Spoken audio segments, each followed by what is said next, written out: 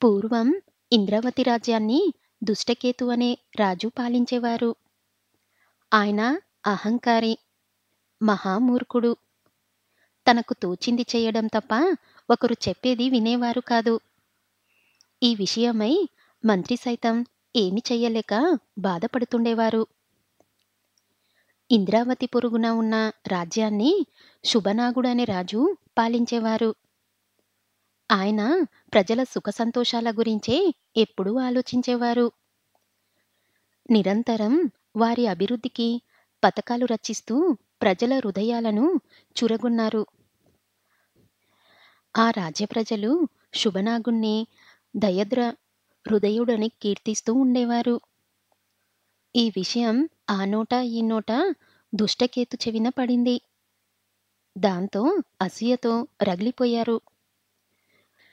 శుభనాగుణ్ణి ఎలాగైనా అప్రతిష్ట పాలు చెయ్యాలని అనుకున్నారు.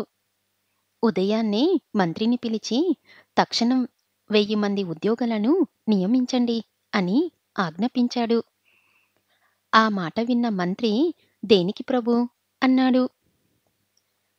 మారువేషాల్లో పొరుగు రాజ్యాల్లోకి వెళ్ళి ఆ రాజు గురించి చెడు ప్రచారం చేసి ఆ రాజ్య ప్రజలకు అతని మీద ఏవగింపు కలిగేటట్టు చెయ్యాలి అన్నాడు దుష్టకేతు.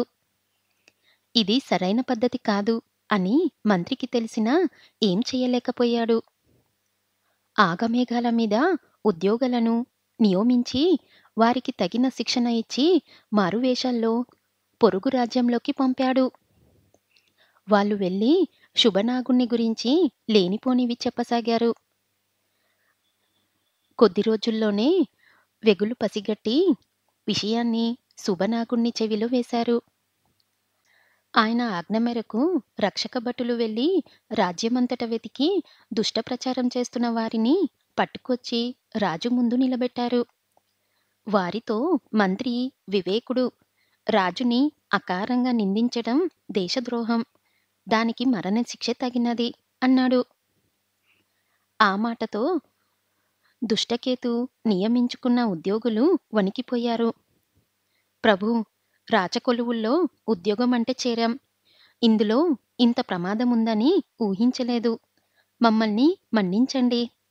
ఇలాంటి తప్పు ఇంకోసారి చెయ్యం అంటూ శుభనాగుణ్ణి కాళ్ళ మీద పడ్డారు.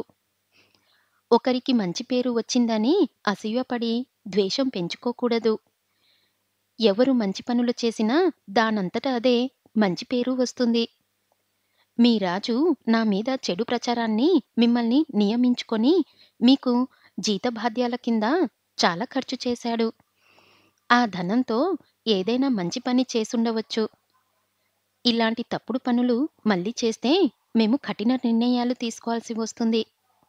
ఇదే మా హెచ్చరికగా మీ రాజుకు చెప్పండి అంటూ వారిని పంపేశాడు శుభనాగుడు. వారు వెళ్ళి జరిగిందంతా మహారాజు దుష్టకేతుకు చెప్పారు. అక్కడే ఉన్న మంత్రి, ప్రభూ, గండం గడిచింది. ఆయన మంచి మనసుతో మమ్మల్ని వదిలిపెట్టాడు.